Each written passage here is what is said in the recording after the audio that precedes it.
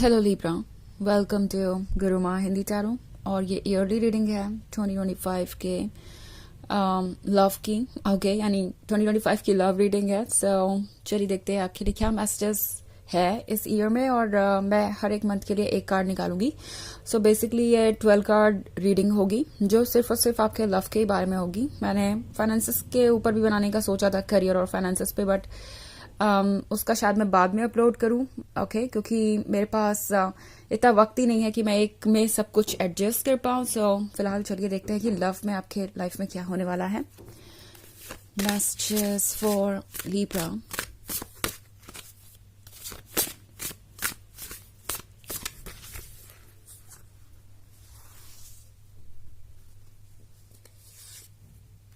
Three of Fire, Six of Earth, Ace of Air, Eight of Fire, the Sun, and the Seven of Fire,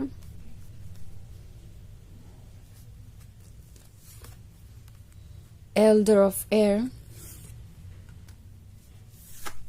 Eight of Water, Six of Fire, the Star, Ten of Air, and Nine of Water. Okay. So, Libra, अगर मैं बात करूँ first quarter की 2025 के, यानी जनवरी, फरवरी और मार्च की, तो लगता है जैसे कि शुरुआत में आपकी लव लाइफ थोड़ी सी कंफ्यूजिंग होगी, क्योंकि मैं 3 ऑफ फायर का कार्ड देख रही हूँ। सो हो सकता है आप एक लॉन्ग डिस्टेंस रिलेशनशिप में हो ऑलरेडी। ओके, क्योंकि 3 ऑफ फायर के साथ ऐसा लग रहा है मुझे जैसे कि आप किसी तरीके का डिस्टेंस महसूस कर रहे हैं ऑलरेडी। ये एनर्जी दिसंबर से ही कैरी हो रही है और ये नेक्स्ट 3 मंथ्स तक भी जा सकती है 2025 के। ओके, बट 3 ऑफ फायर है यहाँ पे, तो हो सकता है ये पर्सन आपसे मिलने आए, चीज़ों को ये सॉर्ट आउट करने की कोशिश करेंगे। लाइक अगर आप दोनों के बीच में डेडलॉक बन गया था या कोई भी प्रॉब्लम सॉल्व ही नहीं कर पा रहे थे आप, वो आर्ग्यूमेंट में बदल जा रही थी, तो आप देखेंगे कि ये पर्सन कोशिश करेगा। इन्हें ऐसा लगेगा कि उन्हें आपको अप्रोच करने की ज़रूरत है। इनफैक्ट 6 ऑफ अर्थ का कार्ड है और एस ऑफ एयर का कार्ड है, तो ये हो सकता है कि ज़्यादा कुछ कहे नहीं इन 3 मंथ्स में, बट 6 ऑफ अर्थ के होने का मतलब है कि फैब में ये कोशिश करेंगे कि आप दोनों के बीच कोई ना कोई सोल्यूशन निकले। ओके, अगर आप किसी भी रिलेशनशिप में नहीं है तो हो सकता है जनवरी में कोई नया रिलेशनशिप आपको मिले जो कि लॉन्ग डिस्टेंस हो, बट आप बहुत ज़्यादा कंफर्टेबल नहीं होंगे शुरुआत में इसको लेके। आपके मन में डाउट्स हो सकते हैं, बट धीरे धीरे फरवरी के आते तक वो डाउट्स क्लियर होंगे, आप ज़्यादा क्लैरिटी से देख पाएंगे और प्रॉब्लम्स का सोल्यूशन निकलेगा। एस ऑफ एयर के साथ मार्च में हो सकता है फिर आप थोड़े स्केप्टिकल हों कि आपको आगे बढ़ना चाहिए या नहीं। कुछ चीज़ों पे साइलेंस हो सकता है, बट इसका मतलब ये नहीं है कि वो आपके रिलेशनशिप को आगे बढ़ने से रोक देगा। यानी फरवरी में कुछ क्लैरिटी आपको मिलेगी। अगेन मार्च में आप सोचने लगेंगे कि क्या इतना काफ़ी है, क्या इससे आप आगे जा सकते हैं, जो भी इंफॉर्मेशन आपके पास है उनकी, क्या उस पर आप ट्रस्ट करके आगे बढ़ सकते हैं। सो मार्च का जो महीना है इस नोट पे ख़त्म हो सकता है। ऑल्सो 8 ऑफ फायर है, 7 ऑफ फायर है एंड द सन है नेक्स्ट 3 मंथ्स में, यानी अप्रैल, मई और जून में। तो बहुत सारी इंटरेस्टिंग चीज़ें होने वाली हैं। 8 ऑफ फायर के साथ आप फाइनली ऐसा फील करने लगेंगे कि आपके लाइफ में वो पर्सन आ ही गया है जिसका आपको इंतज़ार था। एंड बहुत ज़्यादा अट्रैक्शन बढ़ चुका होगा अप्रैल के मंथ में। आप ऐसा महसूस करेंगे जैसे आप इस पर्सन के बारे में हमेशा सोच रहे हैं, और ये पर्सन भी वैसा ही फील करेगा। But then again 7 of fire के साथ कुछ चीज़ें आपको परेशान कर सकती है। वैसे वो इनके बारे में नहीं होगी और ना ही आपके बारे में होगी, ये सिर्फ डाउट्स हो सकते हैं। हो सकता है कि मई के मंथ में आपको लगे कि आप इतना ट्रस्ट कर रहे हैं जिस पे वो कहीं आपको धोखा न दे या आपको कहीं निराश ना करे। बट जून के मंथ में द सन के साथ फिर से सब कुछ ठीक होगा। फाइनली आप इन प्रॉब्लम से बाहर आ जाएंगे। जो भी डाउट्स और इश्यूज होंगे वो सब कुछ क्लियर हो जाएंगे। ये डाउट्स और इश्यूज इसलिए भी क्रिएट हो सकते हैं क्योंकि ये पर्सन जिसके साथ आप होंगे उसके पास्ट को लेके आप थोड़ा परेशान हो सकते हैं, बट पास्ट पास्ट है और वो चीज़ें रिलेवेंट नहीं होंगी फ्यूचर में। एंड उनके पास्ट ने ही उन्हें प्रिपेयर किया है आपके बारे में, ये चीज़ आप समझेंगे। सो आपको ये लगेगा कि जैसे सब कुछ प्री डेस्टिन्ड था और ये रिलेशनशिप आपके लिए कब से इंतज़ार कर रहा था। तो द सन के साथ बहुत सारी हैप्पीनेस देख रही हूँ मैं यहाँ पे।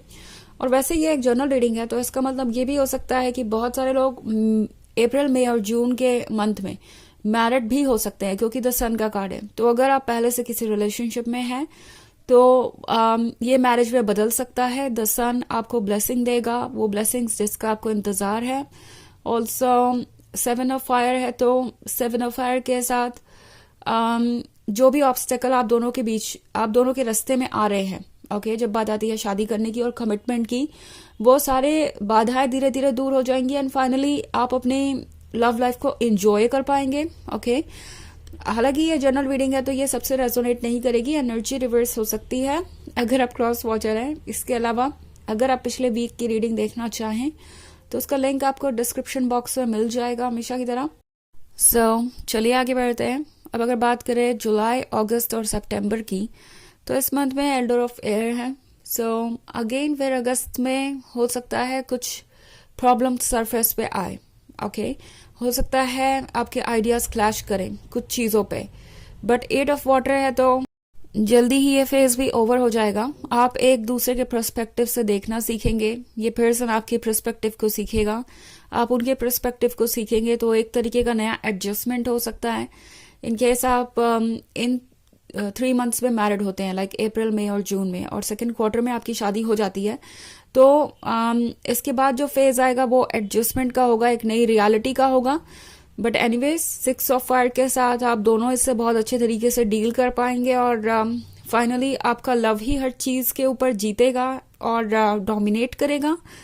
एंड यहाँ पे अगर आप किसी रिलेशनशिप में होते हैं तो भी वो रिलेशनशिप फाइनली सक्सेस की तरफ बढ़ेगा, इवन इफ अगर बाधाएं आती है तो, इवन इफ अगर आप दोनों के बीच में बहुत डिफरेंसेस है तो लाइक कुछ अनयूजुअल हो सकता है जिसकी वजह से आप दोनों को कमिटमेंट करने में दिक्कत आ रही है। और अगर हम बात करें बाकी के मंथ्स की, यानी अक्टूबर, नवंबर और दिसंबर की, तो द स्टार के साथ फाइनली आप इतने ज़्यादा फोकस्ड हो जाएंगे एक दूसरे पे कि आपको कोई और नज़र नहीं आएगा, किसी और की बातें इंपॉर्टेंट नहीं होगी, कोई भी इतना इंपॉर्टेंट नहीं होगा कि ये पर्सन उसे आपके ऊपर प्रायोरिटी बनाए।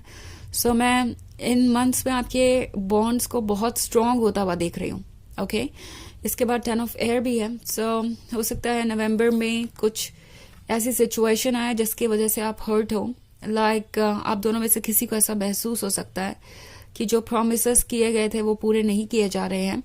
बट ऐसा नहीं है, क्योंकि जल्दी ही चेंज हो जाएगी सिचुएशन, कोई मिसअंडरस्टैंडिंग वाली सिचुएशन क्रिएट हो सकती है नवंबर में। बट 9 ऑफ वाटर के साथ आप जो भी मैनिफेस्ट करना चाहते हैं वो आप मैनिफेस्ट करेंगे। दिसंबर का मंथ होगा ड्रीम्स को ट्रू करने का। मे बी आप अपने पर्सन के साथ किसी वेकेशन पे जा सकते हैं, या कोई और जो भी सपना आपका था वो रियलिटी में बदल सकता है। तो 9 ऑफ वाटर बात कर रहा है ड्रीम्स के मैनिफेस्ट होने की। जो भी ड्रीम्स आपने देखे हैं वो सारे के सारे ट्रू रियलिटी में बदलेंगे, ओके। चलिए देखते हैं आपके लिए ऑरेकल मैसेज क्या है।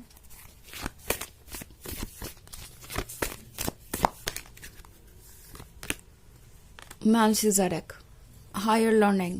You have learned from experience. More inner study is now required to further progress. तो ये कार्ड आपसे कह रहा है कि आपने अपने एक्सपीरियंस से बहुत कुछ सीखा है अपने लाइफ में, ओके। अब सिर्फ और सिर्फ अपने इनर स्टडी को कंटिन्यू करने की ज़रूरत है। आप प्रोग्रेस करेंगे। ये साल होगा चीज़ों को सॉर्ट आउट करने का और सीखने का उनसे और आगे बढ़ने का, ओके। तो आप एक हायर लर्निंग के फेज़ की तरफ जा रहे हैं जहाँ पे आप लाइफ को और अच्छे तरीके से समझेंगे और साथ ही एंजॉय भी करेंगे हर चीज़ को बेहतर विजडम के साथ।